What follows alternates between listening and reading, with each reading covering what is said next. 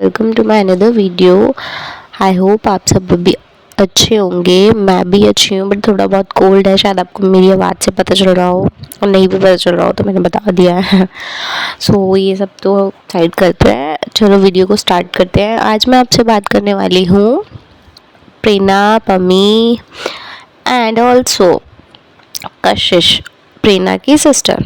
जी हाँ, आज हम उनके बारे में बात करने वाले हैं।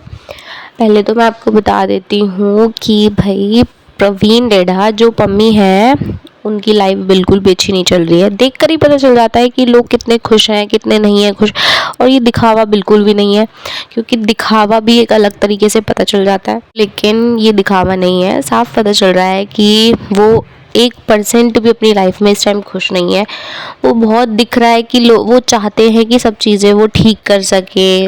उन्हें ये चीज़ें भी है कि वो वापस से प्रेरणा को घर ले आए, या फिर मतलब कुछ भी है, पर वो चाहते हैं कि प्रेरणा के साथ उनकी भी आ जाए और दोनों के दोनों आपस में रहने लगे साथ में, और उनकी बेटी नोना भी।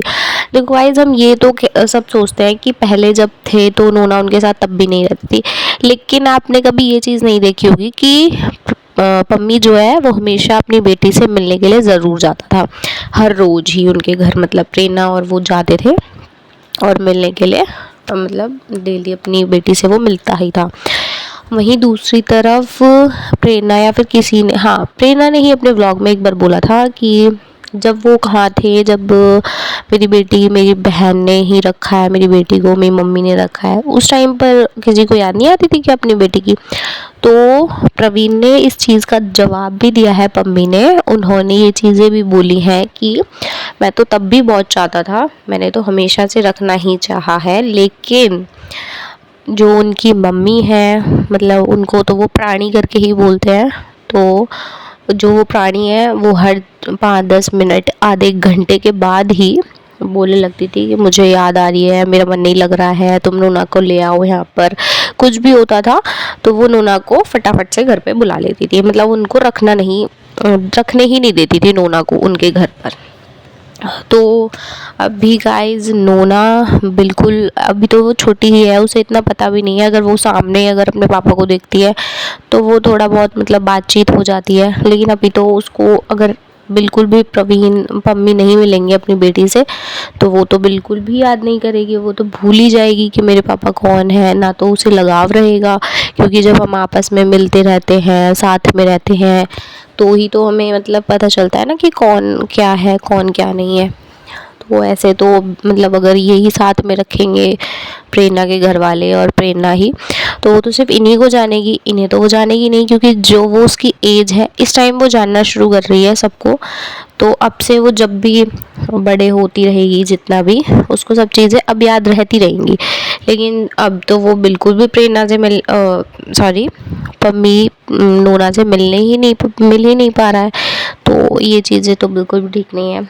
तो मैं आपको बताती हूँ, अभी रिसेंटली प्रवीण के व्लॉग में प्रवीण ने बताया था कि व्लॉग्स क्यों नहीं आ रहे थे, उनकी तबीयत ठीक नहीं थी और बिल्कुल भी कुछ अच्छा नहीं हो रहा है उनके साथ।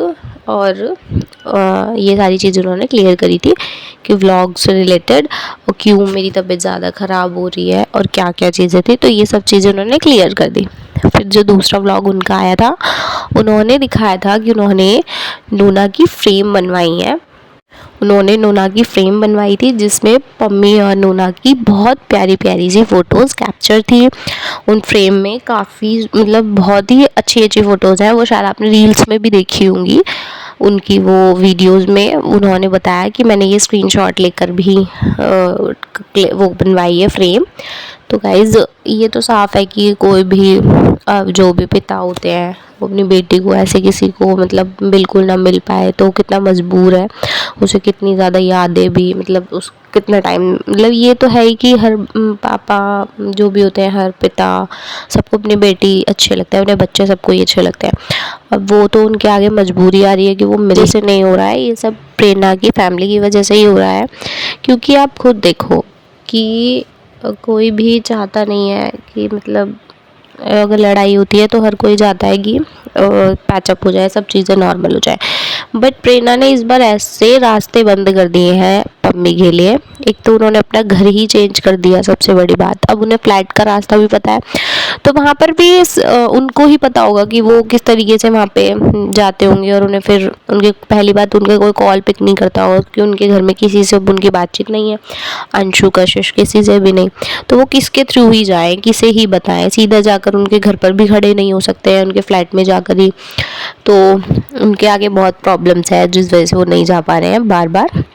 वहीं दूसरी बात है कि ये ज़्यादा इन दोनों का जो ये चल रहा है, लड़ाई झगड़े काफ़ी ज़्यादा चल रहे हैं कि अब सोशल मीडिया पर आप जानते होंगे भोलू भाटी के नाम से हैं जो, उन्होंने भी इनके ऊपर एक स्टोरी बताई है कि जो भी मतलब ये वैसे तो आपको पता होगा कि ये आपस में पहले फ्रेंड्स ही थे। आपस में इनके पहले लाइव चैट्स हुआ करते थे, जब ये इंस्टा पे लाइव आते थे तो ये आपस में बातें करते थे काफ़ी लाइव सेशन में। तो अब उन्होंने भी एक स्टोरी सुनाई है इन्हीं से रिलेटेड कि अगर हस्बैंड वाइफ की कितनी भी लड़ाई हो जाए, लेकिन कभी भी लड़ाई इतनी ऊपर नहीं होनी चाहिए कि पति सिर्फ अपना काम ही कर रहा है तो पत्नी नहीं कुछ मतलब। तो उन्होंने ऐसी ये कहानी सुना दी कि एक हस्बैंड वाइफ थे और दोनों की लड़ाई हो गई थी। तो हस्बैंड की जब मतलब दोनों की लड़ाई हुई तो हस्बैंड ने अपने आप जाकर उठ के पानी पीने की मतलब ले लिया पानी। तो एकदम से वाइफ आई और वाइफ ने बोला कि ये तुमने क्या करा। तो हस्बैंड ने बोला मैंने क्या करा, मैंने तो सिर्फ पानी लिया है। तो हस्बैंड ने बोला, सॉरी वाइफ ने बोला कि ये सब चीज़ें तुम ना खुद नहीं करोगे, चाहे हमारी कितनी भी लड़ाई हो जाए, लेकिन पानी खाना ये सब मेरा हक है, तो ये चीज़ें मैं खुद करूँगी। तो इन चीज़ों से तुम लड़ाई को नहीं जोड़ सकते हो, लड़ाई अपनी जगह है और ये सारी चीज़ें मेरे काम ये सारी चीज़ें ये मेरी जगह है। तो उन्होंने इन चीज़ों को बोलकर उन्हें थोड़ा सा एडवाइस दी है, उन्हें थोड़ा समझाने की कोशिश की है कि ये लड़ाई झगड़े तो चलते रहते हैं, आप दोनों पैचअप कर लो और लड़ाई को थोड़ा सा सॉर्ट कर लो, ताकि तुम्हारी बेटी भी है और तुम्हारी बेटी भी चाहती है कि सब चीज़ें ठीक हो जाए दोनों, क्योंकि हर बच्चा चाहता है कि उसके पास मम्मी पापा दोनों ही होने चाहिए। तो गाइज़ अभी तो नोना छोटी है, लेकिन बड़ी होगी तो वो भी ये सोचेगी ना कि पापा तो होने ही चाहिए थे जब मम्मी है। तो ये सारी चीज़ें भोलू भाटी ने करी। वही मैं आपको बता देती हूँ कि जो मैंने आपको स्टार्टिंग में बोला था कि मैं कशिश के बारे में बताऊंगी, तो मैं कशिश के बारे में ये बोल रही थी कि गाइज प्रेरणा तो खुद वैसे तो मोस्टली कशिश ही नोना को रखती है। अभी मैंने रिसेंटली व्लॉग देखा है, थोड़ी देर पहले ही आया है वो व्लॉग। उन्होंने बोला था उस व्लॉग में कि नोना को मैं सुला रही हूँ और हम मतलब वो किसी शादी सॉरी कीर्तन में से आए थे, तो कीर्तन आने के बाद वो फिर नोना को सुला रही थी। तो वो गाइज उनको दोनों को, पहले कशिश को मैं बहुत मैच्योर समझती थी क्योंकि कशिश हर बार इनकी लड़ाई सॉर्ट कराती थी दोनों की, लेकिन इस बार तो कशिश भी ऐसी ऐसी चीज़ें बोल रही है। एक वीडियो में उन्होंने बोला है कि गाइज मैं तो प्रेरणा को दुश्मनों से या फिर बुरे लोगों से दूर रखती हूँ, बट ये उन्हीं में जाके घुसती है। तो मुझे कशिश की भी ये चीज़ें समझ नहीं आती कि वो बीच में ऐसे दरारें क्यों डाल रही है, चाहे वो मिट्ठू के लिए बोल रही हो, क्योंकि पहले तो मिट्ठू के साथ वो भी रहती थी, दीदी दीदी करती रहती थी, तो वो दीदी कहाँ गई। मुझे तो नहीं लगता मिट्ठू की कोई गलती हो सकती है, क्योंकि मिट्ठू की गलती होगी कहाँ से। बस बात इतनी सी ही है, उसने उनकी बातें सुलझाने की कोशिश की होगी और उसने मना कर दिया होगा कि मेरे से इस बारे में बात मत करिए या फिर जो भी है, तो इसी चीज़ से लड़ाई हो सकती है। वरना मिट्ठू जितना वो प्रेरणा, हमेशा मैंने ब्लॉग में देखा है जो मिट्ठू को कुछ भी बोल देना कि छोटी सी है तू, तो मतलब हर चीज़ में एक तरीके का मजाक बनाना, तो कोई इतना मजाक सुनता नहीं है, बट स्टिल वो लड़की सुन के मजाक में ले जाती थी हर बात को।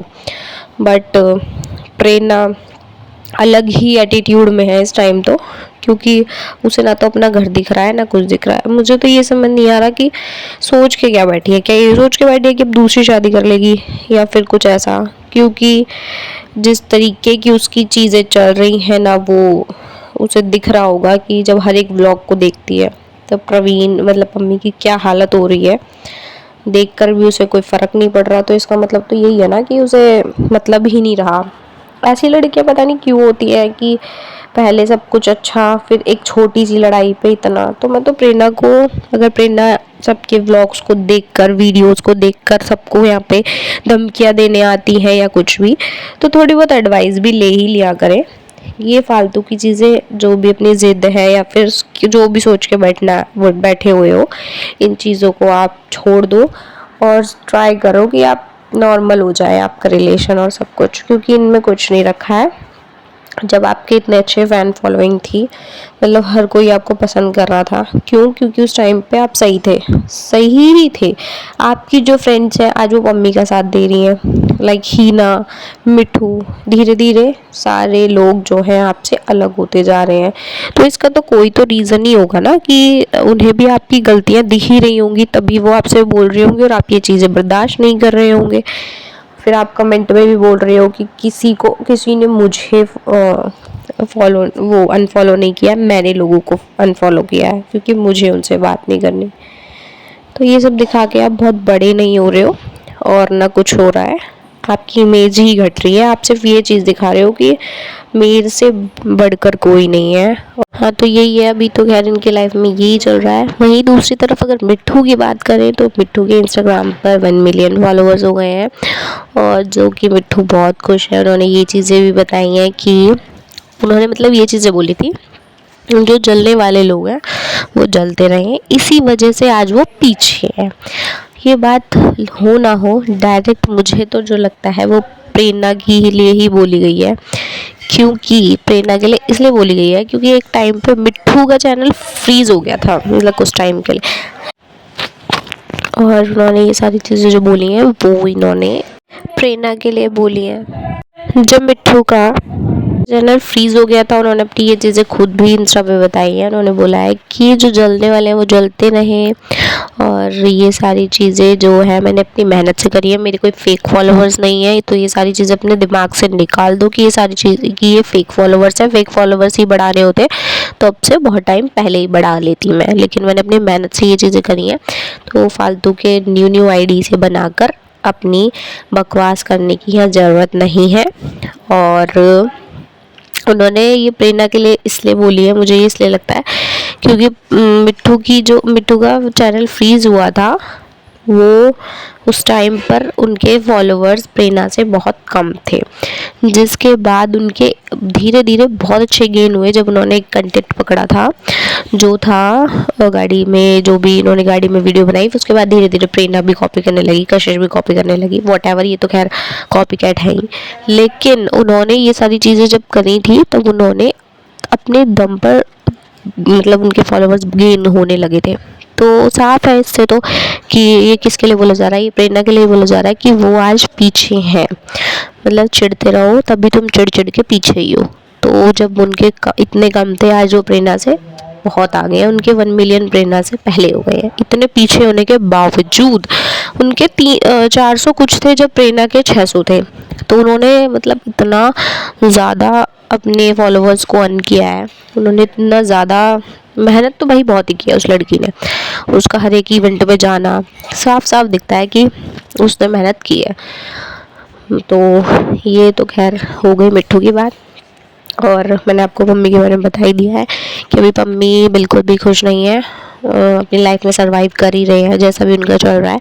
बट जो भी होगा मैं आपको बताती रहूँगी, ठीक है। तो अगर वीडियो अच्छी लगी हो तो चैनल को सब्सक्राइब करना ना भूलना, लाइक कर दीजिए and also share, and thank you, bye bye.